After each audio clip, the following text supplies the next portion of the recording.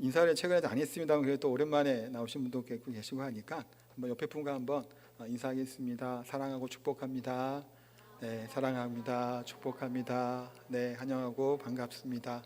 네, 하여튼 네, 감사합니다. 하여튼 네, 나와서 예배 드리는 게 참 좋아요. 네, 저도 솔직히 안 계실 때보다 나오시면 일부 때도 사실은 기분이 참 좋고 즐겁게 또 설교도 하고 예배를 인도하게 되더라고요. 그래서 하여튼 참 좋고 참 감사하다는 마음이 듭니다. 요즘 이제 그 정치권에서 또 여러 가지 이제 비리 문제가 또 많이 불거지고 있죠. 근데 이제 요즘뿐만이 아니라 항상 있어 왔던 것 중에 하나, 정치권과 이 돈 문제는 이게 뗄래야 뗄 수가 없는 관계인 것 같아요.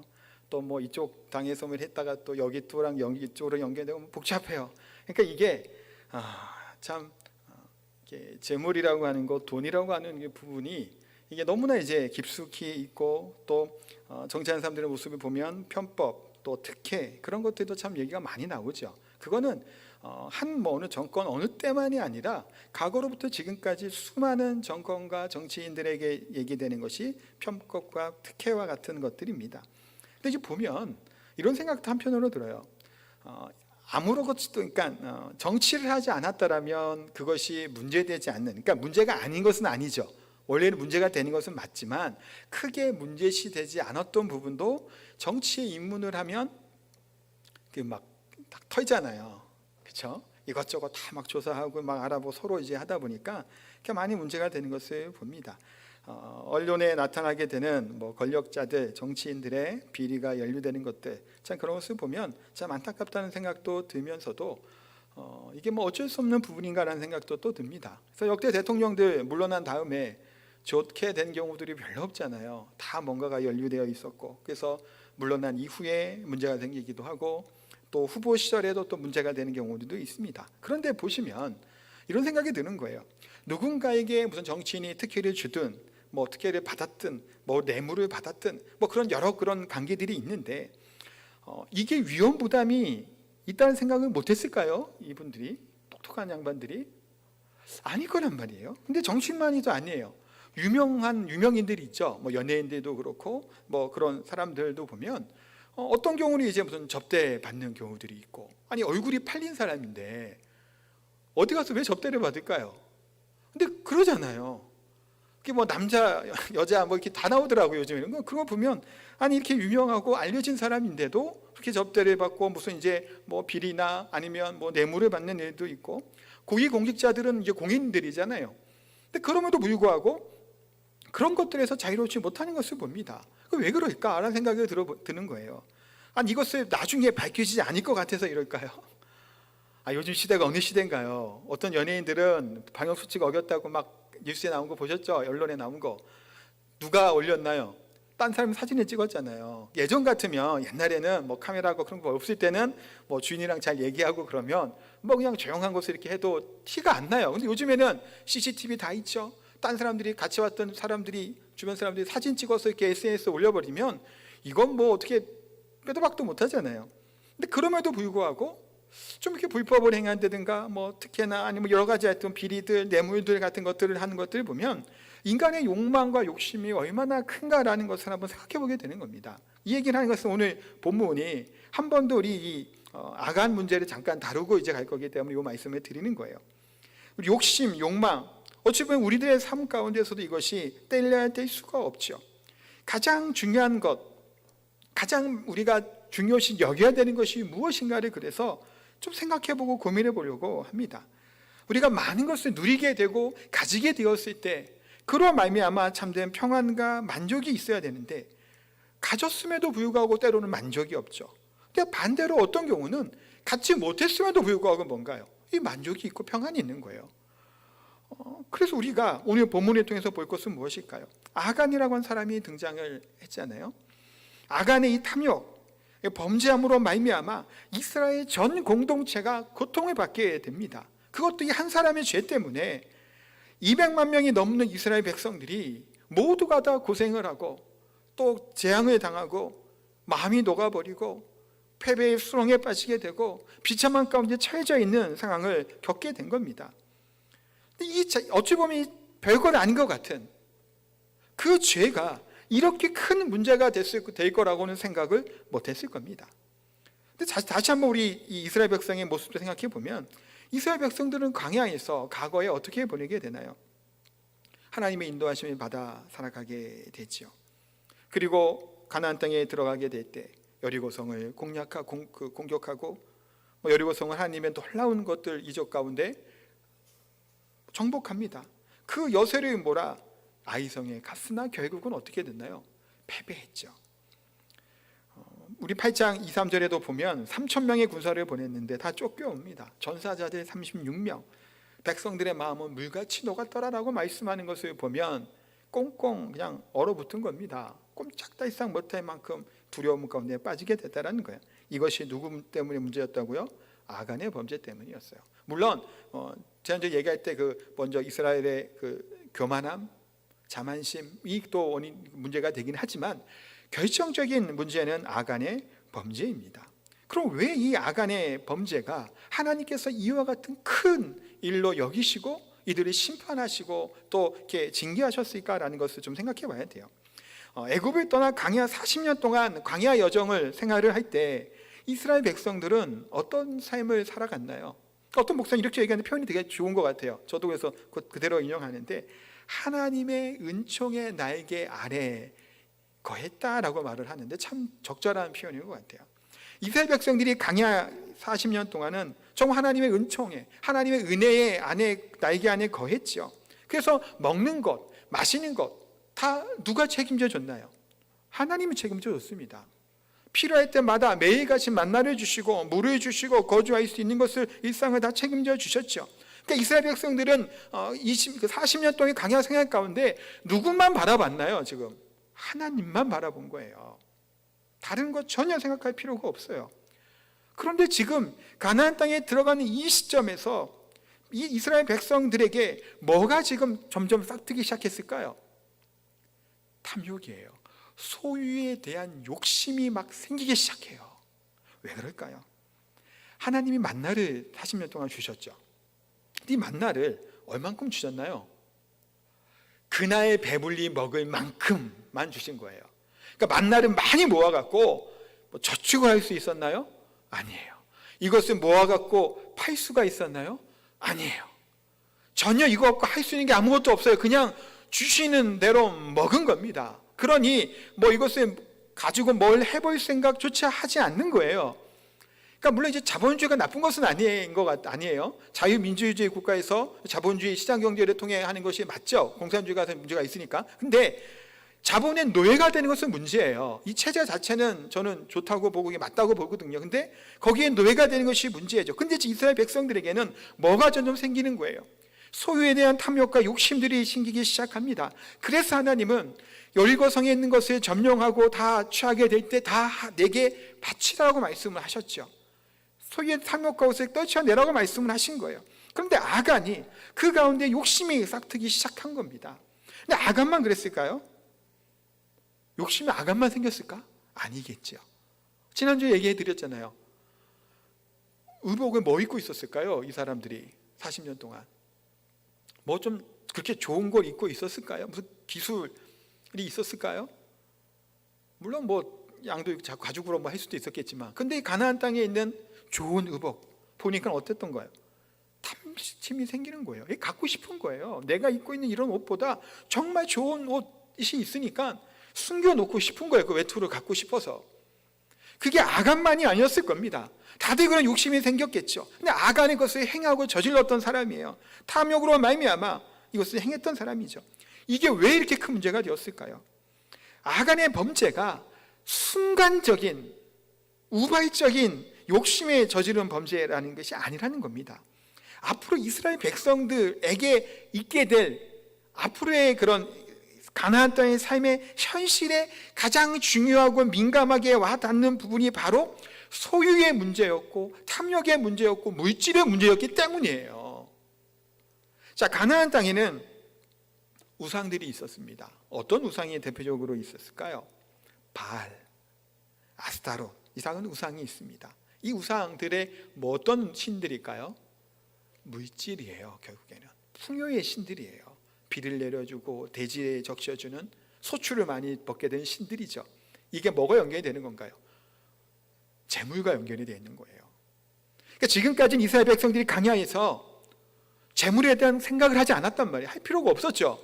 주시는 대로 먹었으니까 하나님만 보면 됐단 말이에요. 근데 이제는 물질 중심이었던 가나안 땅에 들어가게 되고, 거기서 이제 그 풍요로움을 기대하고 그 바알이든 아스다로스든 그 신들에게 경배하고 그들의 섬길 만한 문제가 생길 것을 하나님이 우려하셔서 그것 탐심을 제거할 것을 얘기하고 그들을 멸하라고 말씀을 하신 겁니다. 그러니까 심각한 문제가 아닌 것 같으나 심각한 문제였던 것이죠. 하나님은 이스라엘 백성들을 어떻게 하셨나요? 이스라엘 통해서 가나안 땅을 어떻게 하신가요? 모두를 다 멸하라고 하셨어요. 진멸하라고 하셨습니다. 가나안 땅 백성들을. 그럼 하나님이 포악하신가요? 너무 잔인하신가요? 다 죽이라고 했거든요. 다 멸하라고 했거든요. 그런 하나님일까요? 왜 이렇게 하셨을까요? 하나님이 과거에 소돔과 고모라 땅은 아시죠? 그들을 심판하셨습니다. 살려준 사람이 있나요? 다 죽이셨죠.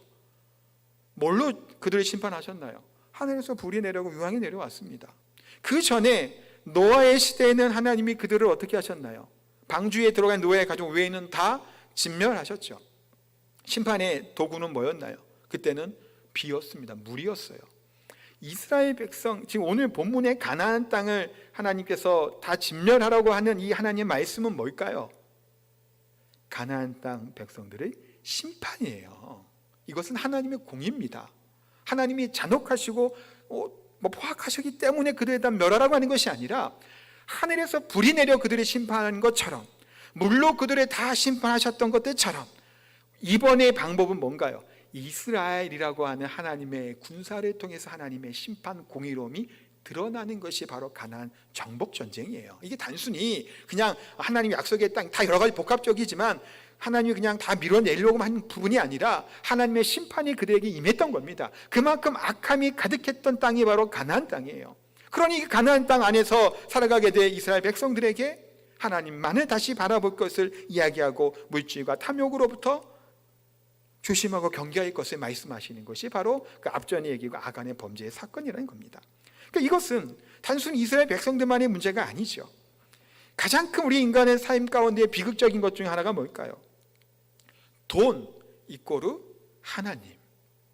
하나님은 돈을 주시는 분, 하나님은 복음만 주시는 분, 하나님은 물질을 주시는 분이라고 하는 공식으로만 가게 되면 굉장히 그 문제가 심각해지는 겁니다. 탐심과 탐욕이 문제죠. 누가복음 12장 15절에 보니까 예수님이 이렇게 말씀을 하십니다. 같이 얘기했습니다. 그들에게 이르시되 삶과 모든 탐심을 물리치라. 사람의 생명이 그 소유에 넉넉한 데 있지 아니하니라. 아멘. 여기서 생명이라고 하는 단어는 조에라고 하는 헬라어입니다. 근데 이 말은 그냥 생물학적인 생명만을 얘기하는 의미가 아니에요. 삶의 질을 뜻하는 의미가 먼저 1차적으로 있어요. 그러니까 보람된 삶, 의미 있는 삶, 가치 있는 삶에 대한 생명이죠. 근데 궁극적으로 이 생명이 뜻하는 말이 뭘까요? 영생이에요.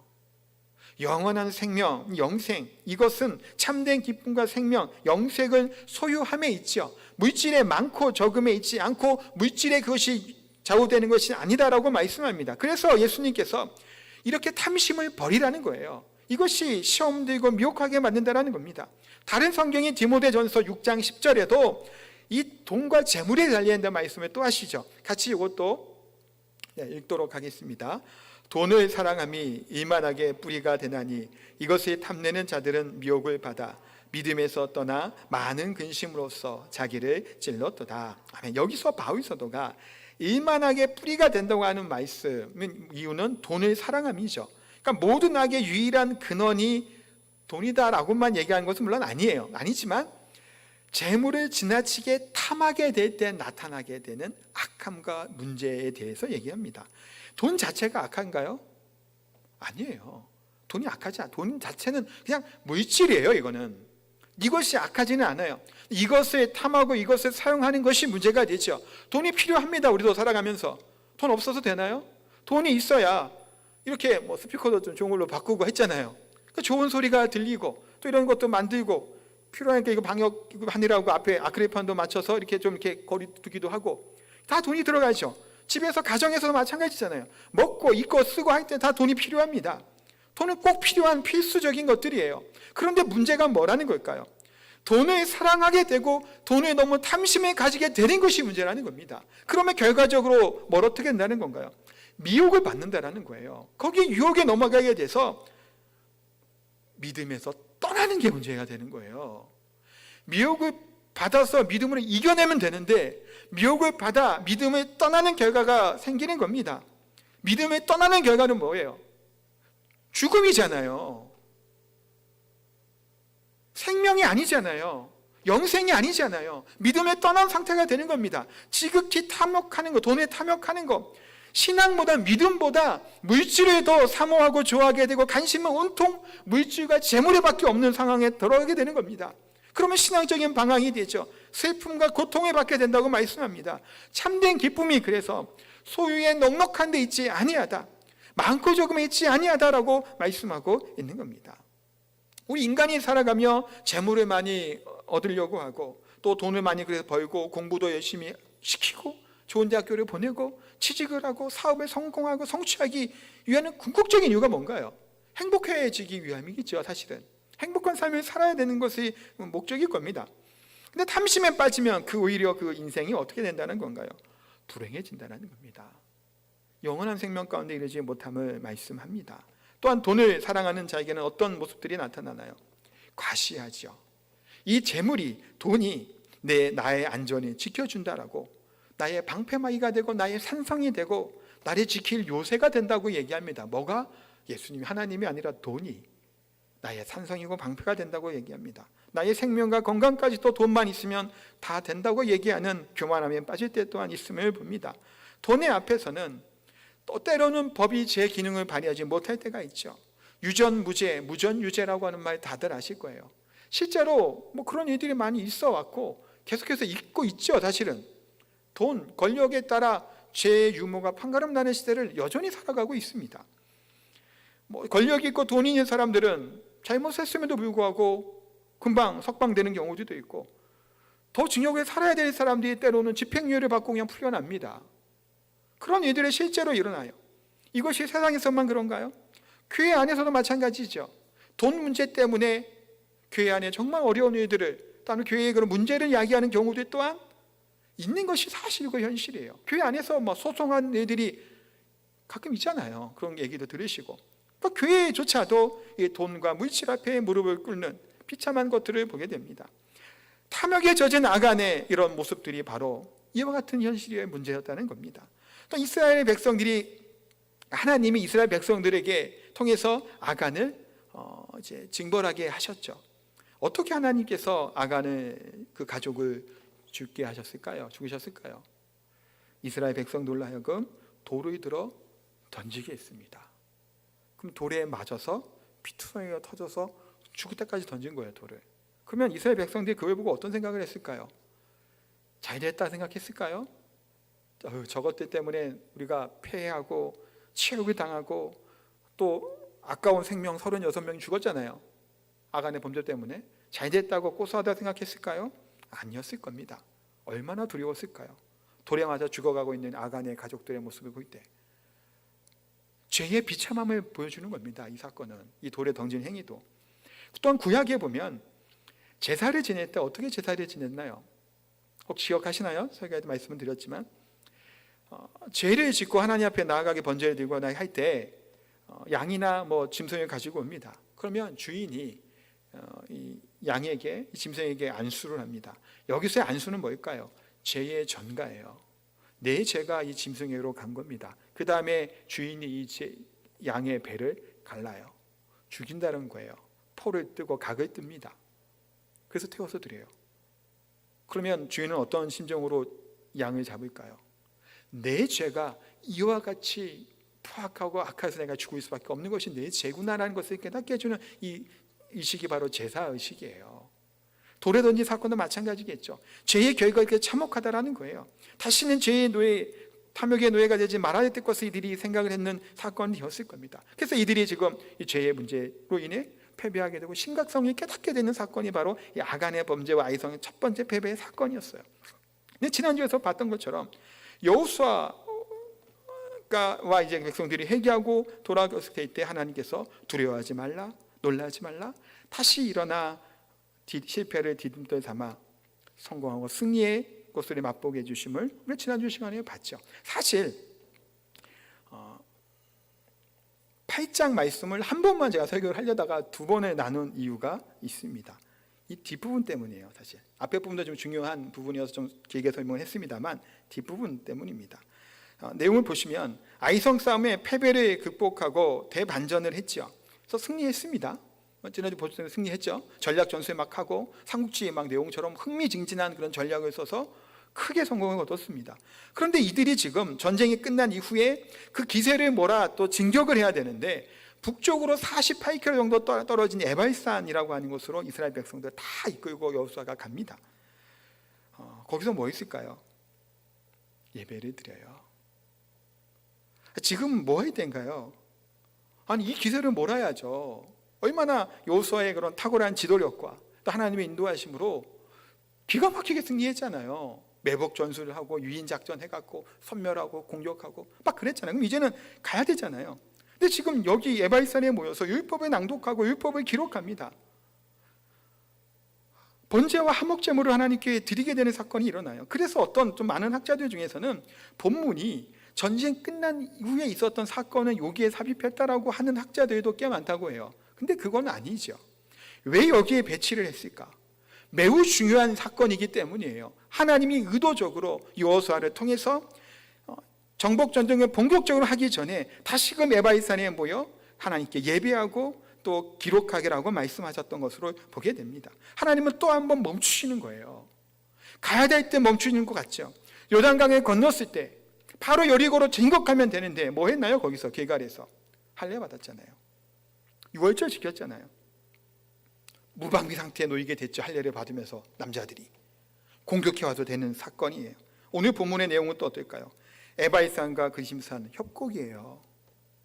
그 가운데 모여 있는 겁니다. 둘러치고 매복을 하고 기습을 하면 몰살되기 쉬운 지형에 지금 이들이 처해져 있었던 겁니다. 이해 안 되는 상황이죠. 왜 이런 좀 어리석잖아요. 군사적으로는 이해가 안 되는 부분입니다.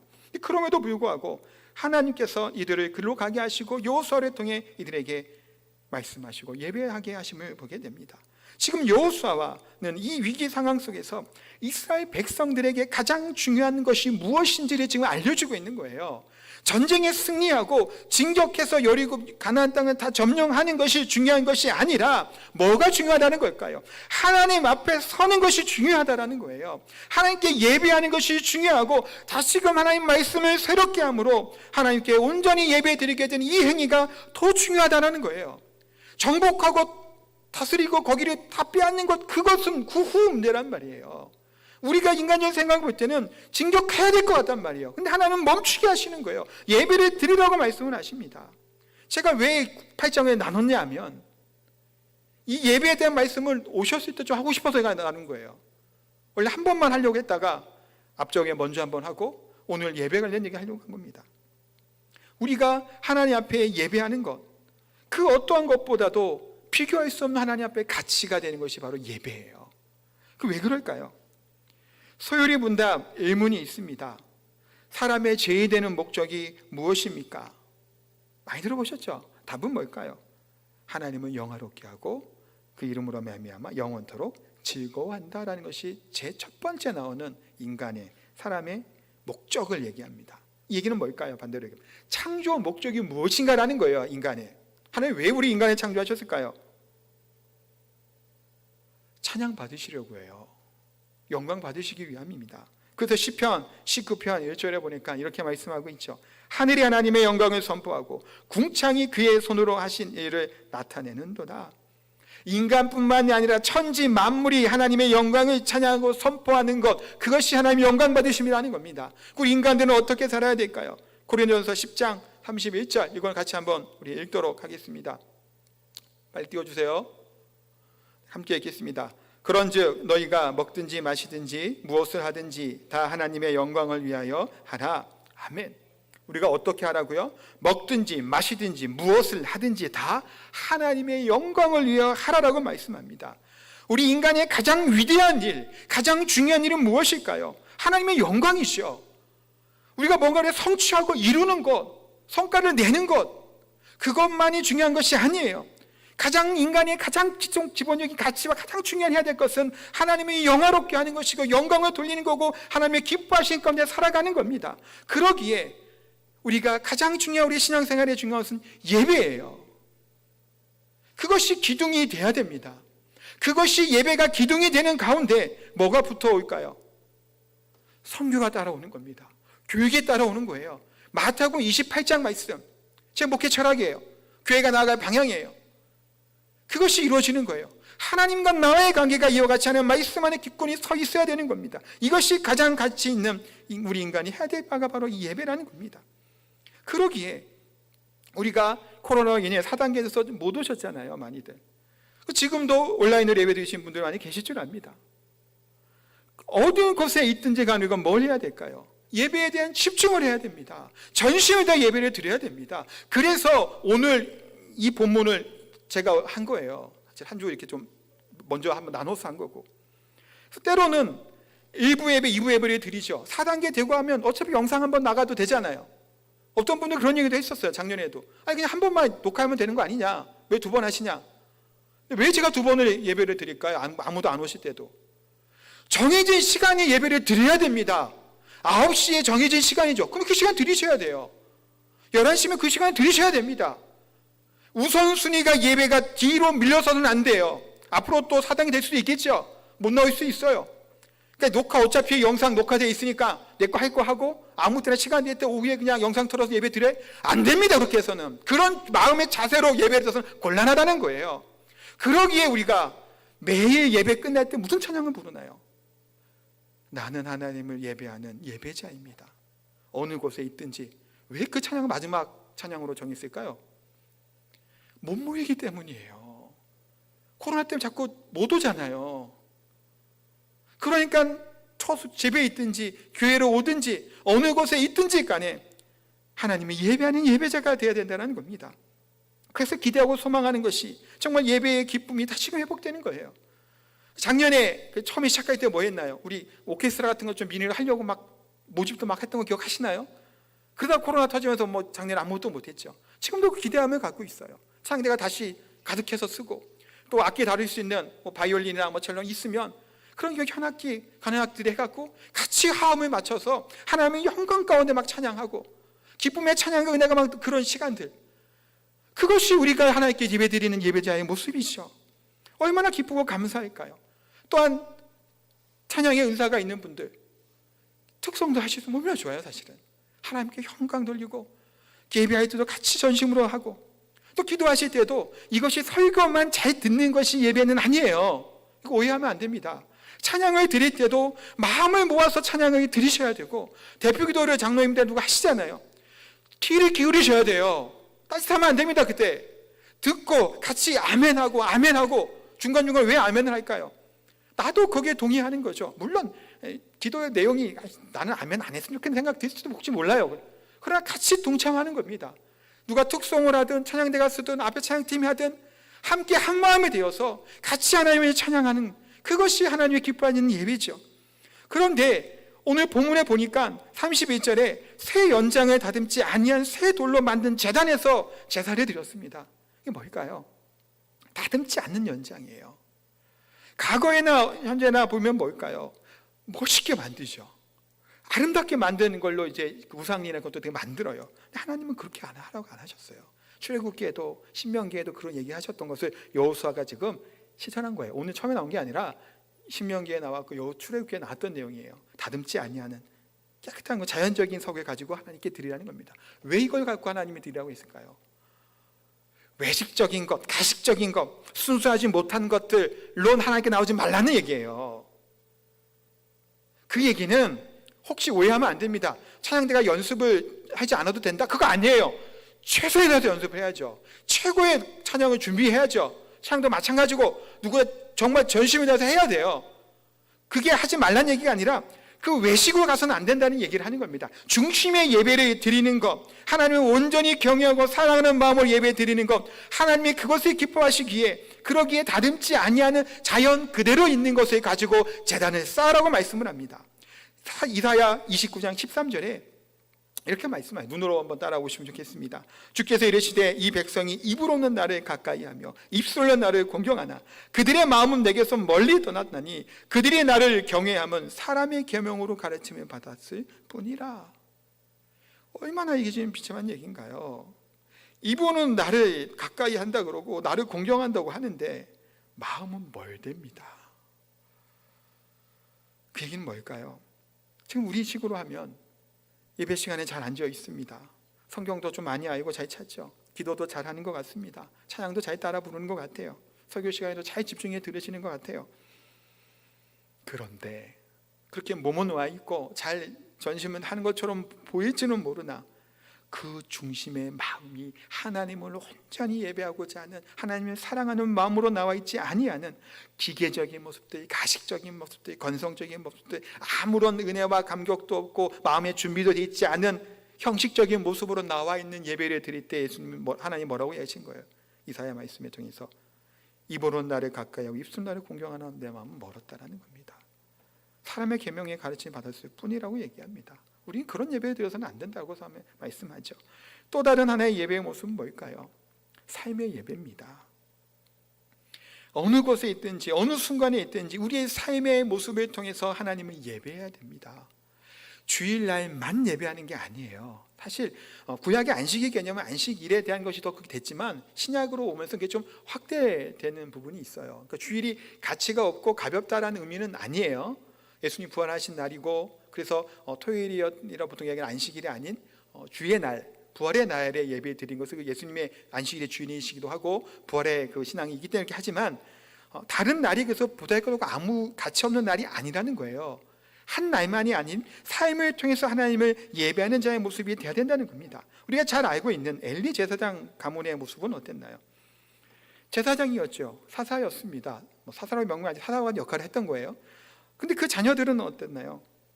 제사를 해방합니다. 재물을 가로챕니다. 또한 해막의 수종드는 여인들을 범합니다.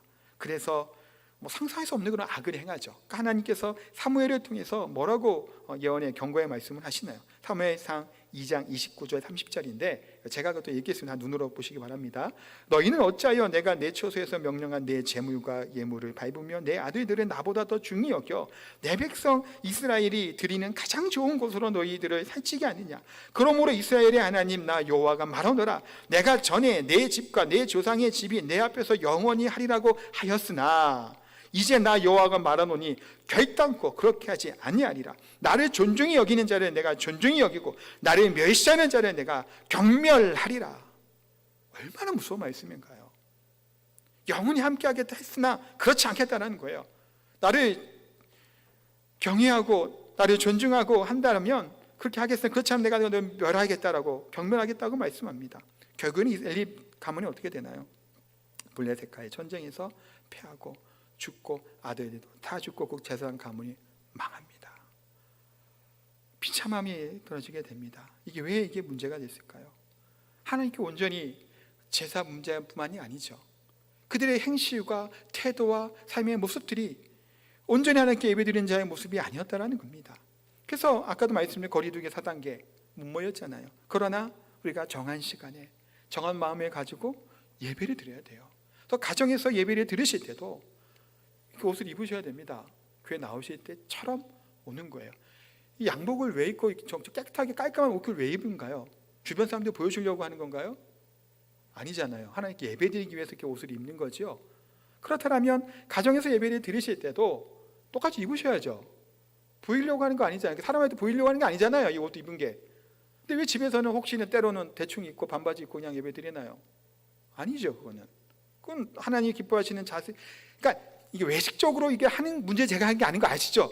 중심을 얘기하는 거예요. 그런 마음으로 하나님께 예배 드리는 것, 헛된 예배가 돼서는 안 되고 그냥 마당만 밟고 드리는 예배가 돼서는 안 된다라는 겁니다. 그래서 눈은 뜨고 있는데 딴 생각을 머릿속에 있는 것도 안 된다라는 것이고, 주보 이것도 저것도 안 되고 어떨 때는 설교 듣다가 다른 본문 막 찾고 성경 있는 분들도 있어요. 기도할 때 딴색하는 분들도 있죠. 그와 같이 하나님을 온전하게 예배드리지 않는 모습으로 서서는 안 된다는 겁니다. 향기로운 예물로 하나님이 받으실 만한 그 예배를 드려야 돼요. 헌금이 예물이 아니에요. 물론 이것도 예물이지만 예물이 뭘까요? 나예요. 내가 하나님께 예물이 되는 거죠. 근데 내가 그렇게 하지 못하며 아무리 억만금을 가지고 헌금을 한다고 해도 하나님의 것을 기뻐하지 않다라는 겁니다. 또한 32절에 보니까 여호수아가 거기서 모세와 기록한 율법을 이스라엘 자손의 목전에서 그 돌에 기록했다고 합니다. 단을 쌓고 예배한 다음에 율법의 돌판에 적기 시작해요. 전체 율법을 다 적지는 못했겠죠. 많으니까. 그런데 거기에다가 중요한 핵심적인 율법을 적기 시작합니다. 시간이 한참 걸렸겠죠. 그 기록하고 이렇게 까고 새겨야 되니까. 이 하는 과정들이 뭘까요? 전쟁의 승리는 누구에게 있다는 거예요? 하나님께 있다는 겁니다. 인간의 탁월한 지도력과 능력으로 기념비를 세우는 것이 아니라 하나님의 말씀이 기록하는 거예요. 승패의 결과는 뭐로부터? 말씀에 있는 거예요. 인간의 전략과 전술이 아닌 하나님의 말씀에 순종하고 따르는 것에 있다는 겁니다. 그러기에 긴 시간 동안 있을지라도 이들은 또한 가나안 땅의 백성들이 연합해서 공격할 위험이 있었음에도 불구하고 그 시간 두렵지 않아요. 쳐들어오면 어떻게 해요? 협곡인데. 그러나 불구하고 그 시간을, 그 가치 있는 그 시간을 하나님께 드리는 거예요. 이 행위도 율법을 기록하는 것을 보고 묵상하고 기다리는 겁니다. 오늘 우리들의 삶도 이와 같이 되어야 될 줄 압니다. 시편 37편 31절 이렇게 말씀하고 있죠. 그 마음에는 하나님의 법이 있으니 그 걸음에는 실족함이 없으리로다. 하나님의 말씀이, 그 법이 우리 가운데 있으면 실족하지 않는다라는 겁니다. 이 얘기는 뭘까요? 다른 말씀으로는 주의 말씀 내 발의 등이요 내 가는 길에 빛이니이다. 하나님의 말씀이 우리를 인도하는 생명의 길이고 생명의 양식인 줄 믿습니다. 사랑하는 성도 여러분, 하나님 앞에 온전한 예배자의 모습으로 우리가 서게 되기를 소망합니다. 물론 나와서 예배드릴 수도 있고 또 때에 따라 못 오시기도 하죠. 불광적으로 오시는 분들도 있어요. 많은 사람들 접촉하는 분들도 있어요. 우리 교회 성도들 중에서 계신 방을 얘기하다 보면 그래서 피를 끼칠까 봐 일부러 좀 못 오시는 분들도 있더라고요. 그 중심의 마음이 귀하죠. 그것도. 그러나 우리가 어느 곳에 어떤 상황에 있을지라도 예배가 그 가치가 없는 것이 되어서는 안 됩니다. 꼭 나중에 우리가 사당이가 되고 또 이렇게 못 나오게 될지라도 정한 시간에 실시간으로 할 때 드리셔야 돼요. 그또 녹화가 남아 있지만 불가피한 경우 이렇게 하는 분은 가능하지만 가능하면 할 수 있으면 우리의 중심이 그런 마음으로 하나님께 예배를 드리는 것이 되어야 된다는 겁니다. 또 하나님 앞에 나아가 있을 때 필요한 것이 뭘까요? 예수 그리스도의 보혈과 은혜이죠. 우리가 하나님 앞에 교만하지 않을 수 있는 것, 그 이유는 내가 하나님 앞에 어떠한 자인지를 깨닫게 될 때입니다. 시간이 좀 갔지만 요건 일부 때는 얘기 안 했는데 여기서 어디서 지금 제단을 쌓나요? 에바이산과 그리심산 중에서 에바이산이에요. 근데 축복의 산, 저주의 산이 하나에서 축복, 하나는 저주입니다. 지파를 나눠놓고. 그럼 어디서 축복의 말씀을 하셨을까요? 에바이산일까요? 그리심산일까요? 축복은 그리심산이에요. 에바이산은 저주의 말씀했던 산입니다. 근데 거기에 제단을 쌓은 거예요. 이게 뭐랑 연결이 될까요? 저주가 임하는 그곳에 예수 그리스도의 보혈과 사함과 하의 제물이 들어가는 거예요. 그거 좀 깊이 묵상하는 게 참 은혜가 되고 일부 때는 시간이 없어서 제가 얘기는 못했어요. 넘어갔는데 그 의미가 담겨져 있습니다. 저주에 사는 그곳에 예수 그리스도가 저주가 되셨죠. 십자가에서 저주받은 자가 돼요. 죽으셨어요. 나무에 달리는 자마다 다 저주받은 자니 율법의 말씀이거든요. 저주가 되셔서 그곳에서 죽으신 거예요. 에바이산은 저주가 선포된 그곳이에요. 예수 그리스도 보혈로 그곳에서 예수님이 죽으셨음을 압니다. 우리의 예배는 뭐가 중심이 되나요? 예수 그리스도예요. 그래서 우리가 영과 진리로 지리죠. 진리가 누군가요? 누구의 영인가요? 예수 그리스도의 영이죠. 그렇게 드려지는 예배, 그것은 하나님 기뻐 받으신 예배인 줄 압니다. 이와 같은 전심을 다해 하나님께 예배하고 하나님께 나아갈 수 있는 가장 중요한 이 예배의 가치를 잃어버리지 않고 소중히 여기는 저 성도님 되시기를 예수님의 이름으로 축복하며 기도합니다.